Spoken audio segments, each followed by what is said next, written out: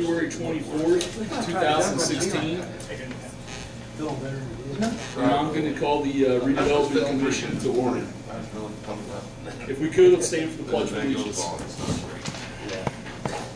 Pledge allegiance to the flag of the United States of America and to the republic for which it stands, one nation, under God, indivisible, with liberty and justice for all. Mrs. Green, if we could we have a roll call? David Weigel is absent, correct? Correct. Shannon McGlow. Present. Adam Wenzel. Present. Ken Dornick. Diana McKenzie. Here. Darrell Foley. Here. Our first order of business is to approve the minutes from the January 27th meeting. Has everyone had a chance to look at those? Any questions? Any amendments we need to make? If not, I will take a motion. Make a motion to approve the minutes. As written. Second. Thank you.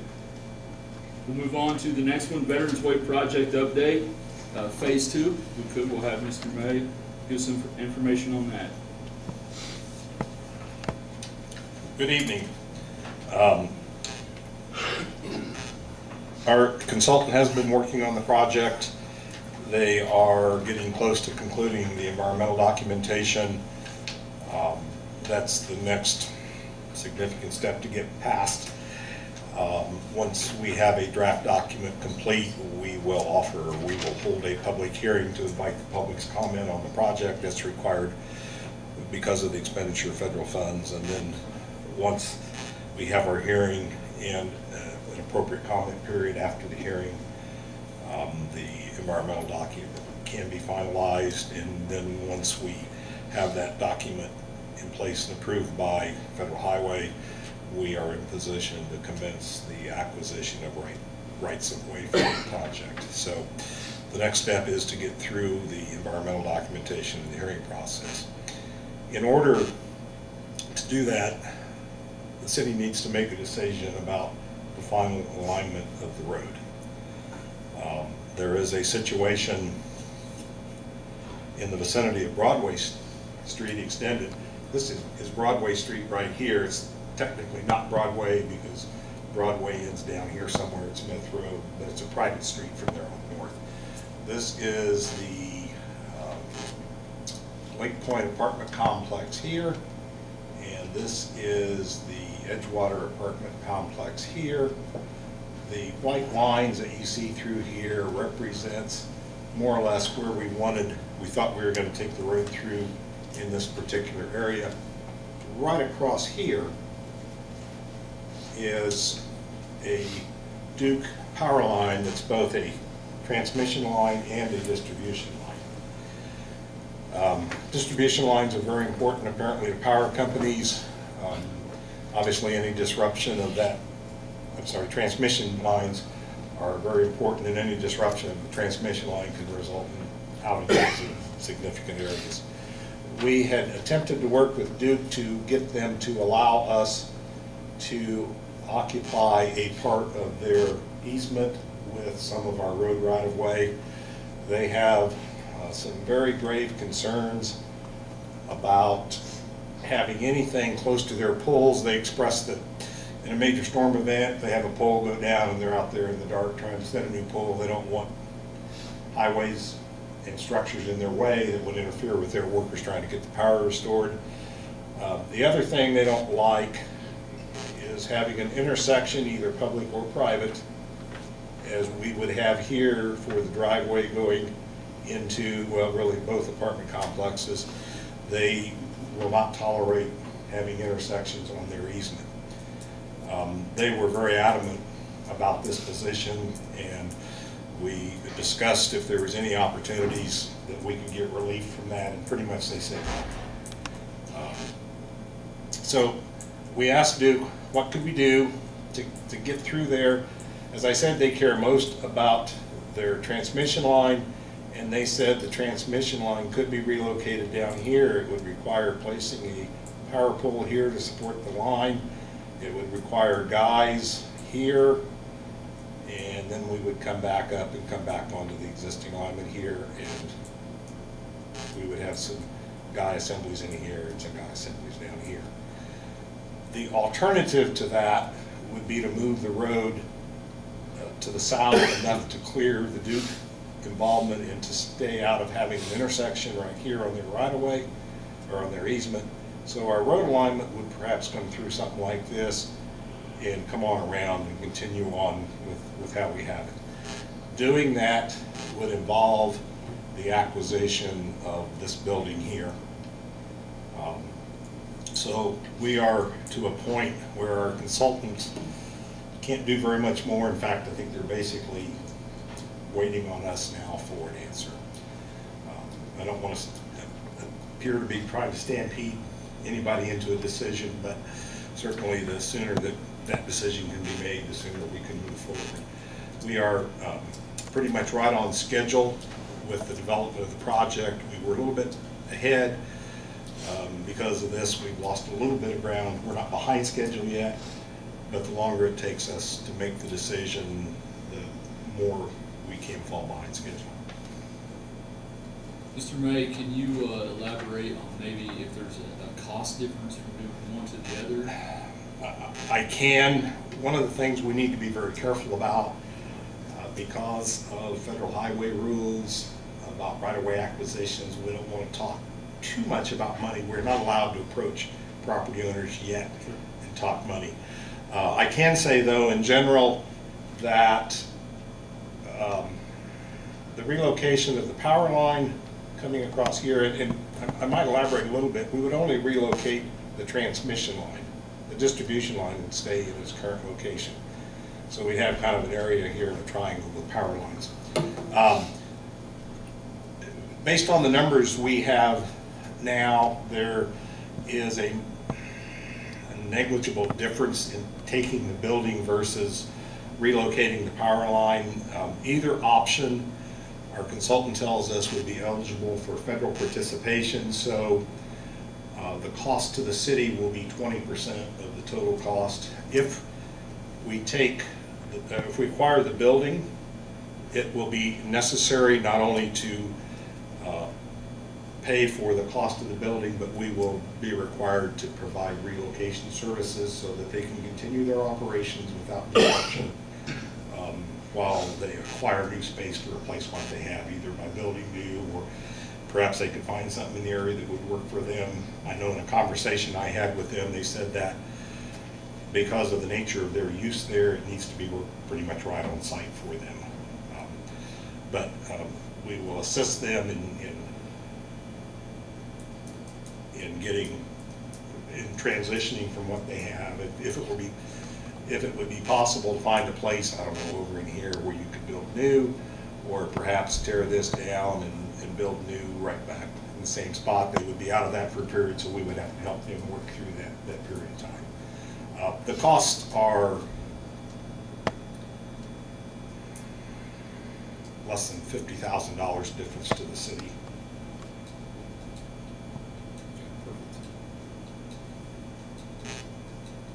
Does anyone have any questions, any discussion?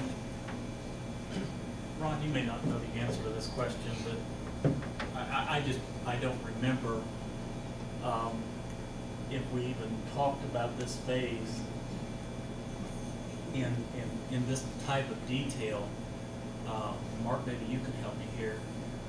Did we not have any idea that we may be running into something like this? Or did Structure Point kind of foresee that? When we done phase one, phase two was not addressed at all. Mainly because until you have funding in place for Federal Highway through NDOT, and until they issue you a notice to proceed, any cost that would have been incurred for the design of this, I think the contract's, what, $450,000. If we would have done any of this design work prior, then there would have been no eligibility. I see. So therefore, they built phase one, they stopped at the end of phase one.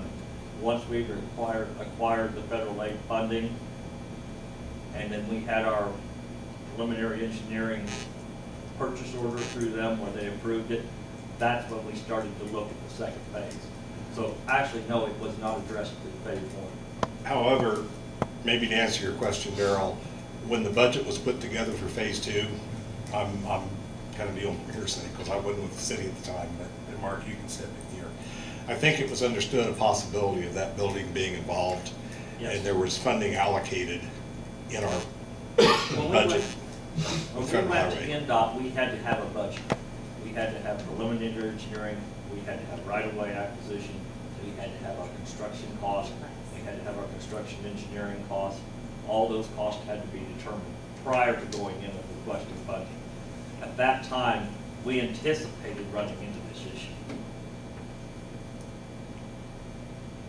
And until you actually got the design, you weren't for sure if you could squeeze through.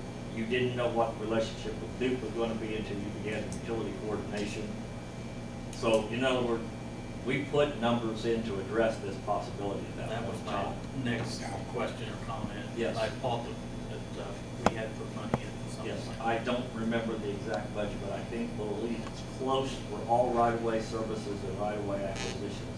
It's pretty close to $1.8 or $2 It was, million. yeah, it was a considerable amount. It was a on the considerable amount. It was acquisition around, for it was this. a little over $1 million. It was. I think it's closer to 2. Yeah.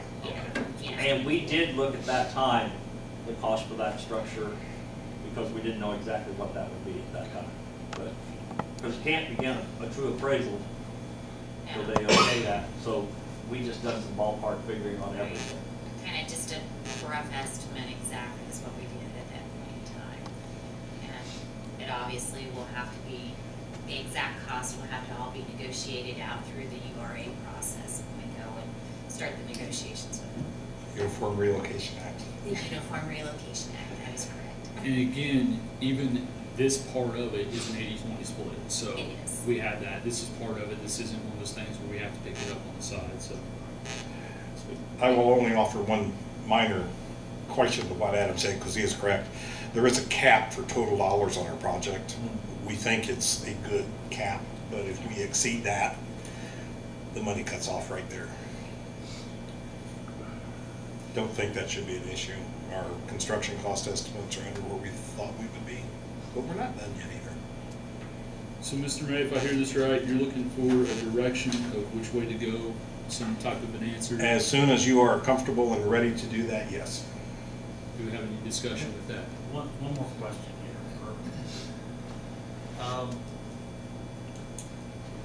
The property owners through there, believe on one side it's owned by one individual or one company, and the other side is owned by another individual. Do we have any kind of a feeling on whether they will work with us on that? I understand we cannot talk to them and talk money and start negotiations until a certain point. A couple of things to answer that, Darrell. One is that it was always intended to stay south of the power lines because there wasn't room to go north. And as I understand, the power line is basically the property line. The point being, we were always intending to stay on the southern property, never intended to get on the northern one. And to further answer your question, and we do happen to have a representative of Edgewater Apartments here this evening. We had a discussion yesterday with Bruce and his boss and the mayor, and via phone, one of the vice presidents, I think it was. Actual president. Oh, okay. President of the owner of the property. I would characterize that conversation as amicable. They understand our constraints. We kind of generally described to them what we're describing to you this evening about having a power line where maybe it's not a good place to have it. And they said that, she said that she would work with us to make this happen, that they weren't opposed to anything. That's kind of the information I'm looking for. Did I misrepresent that, Bruce? Is that? I think she's willing to work with what's going on. Thank you for being here. That means a lot.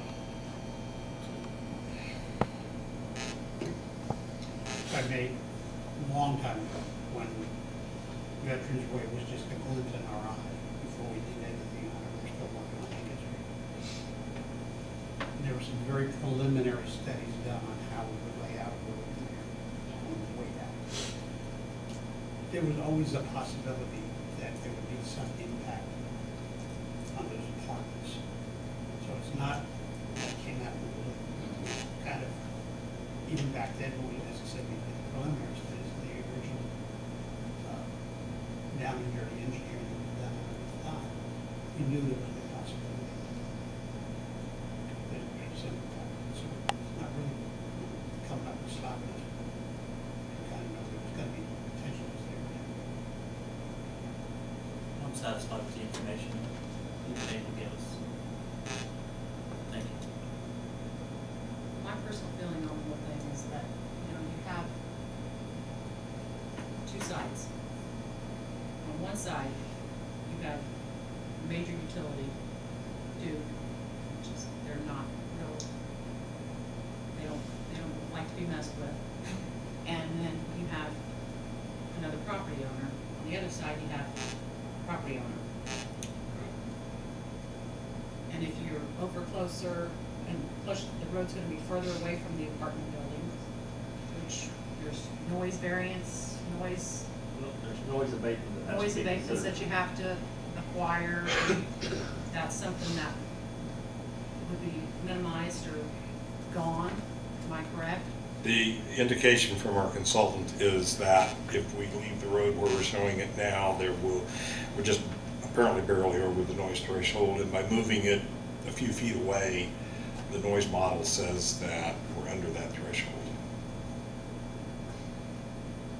So, Not speaking for anybody else, in my mind, the thing to do would be to move south and to take that building, whatever's involved in that, or how anybody else feels about it, and then relocating that building.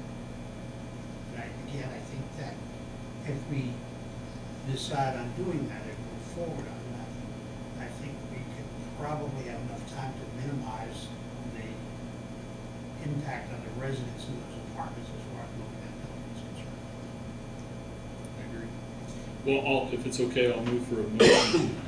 Someone like to make a motion on the decision of this. It sounds like we're all on the same page, but if someone make a motion.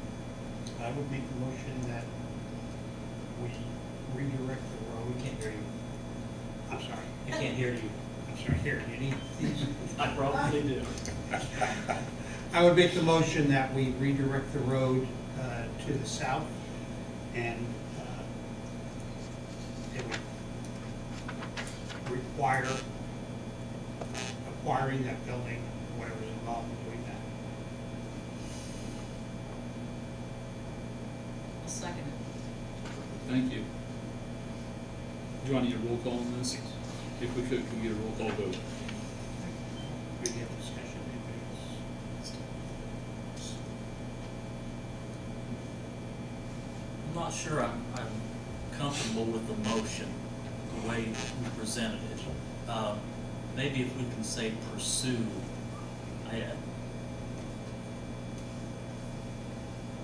Counselor, help me out here. Pursue that. Tell me what you're thinking. So the motion is that we go with the alternate route. Obviously, we're still in the design phase, so at this point, we're just okaying the design. So if you want to say, Okay, if you want to say something to the nature of we're continuing with the design in I there. understand. You want that put in? No, we're good, we're good. Well, let me revise the motion then, that we, I would make a motion that we would revise the design to move the road to the south. Period.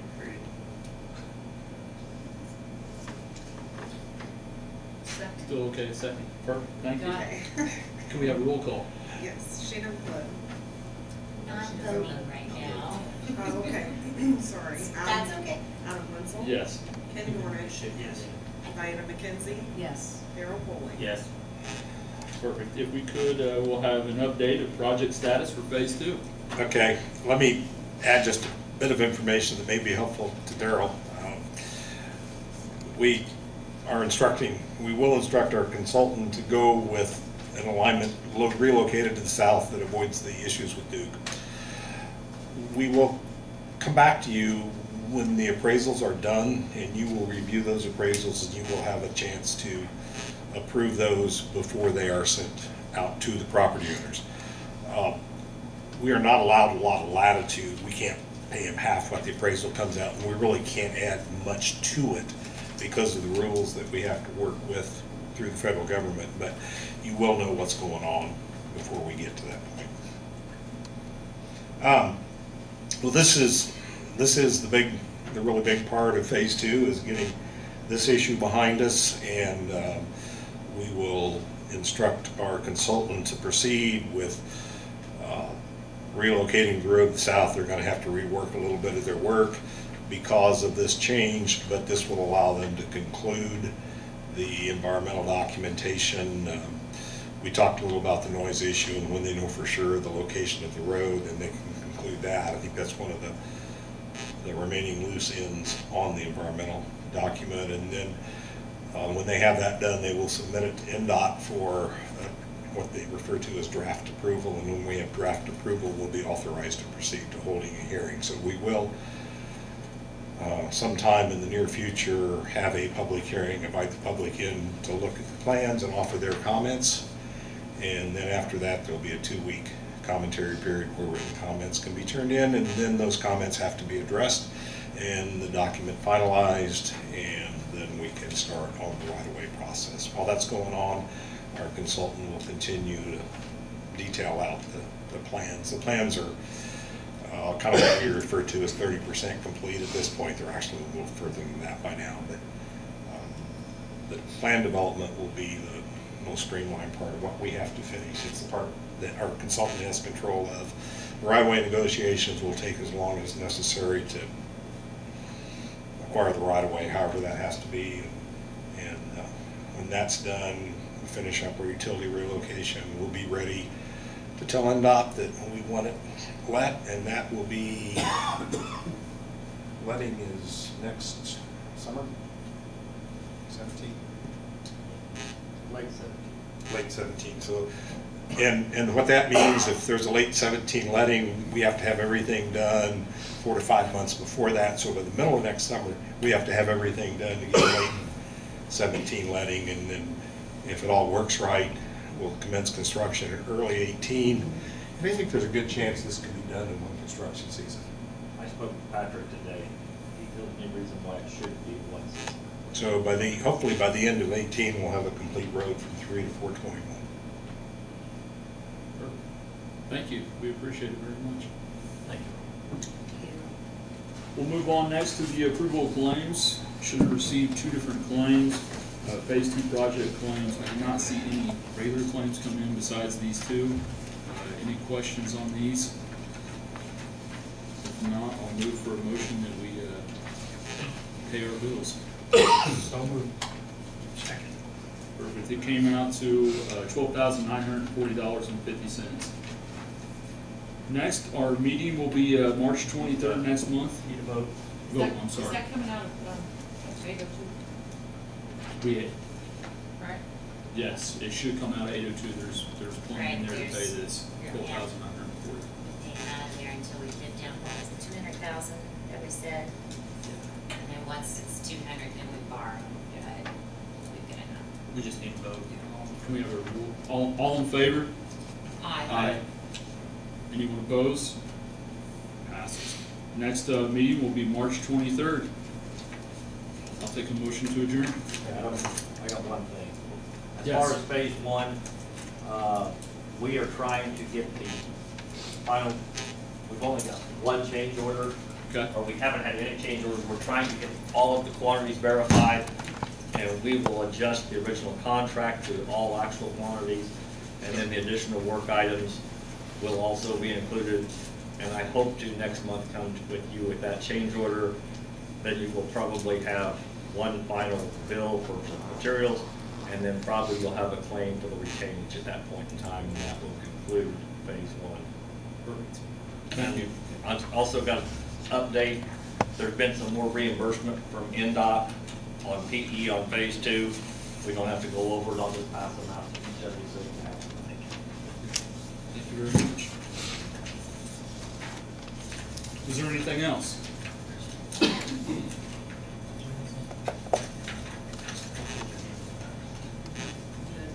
Right.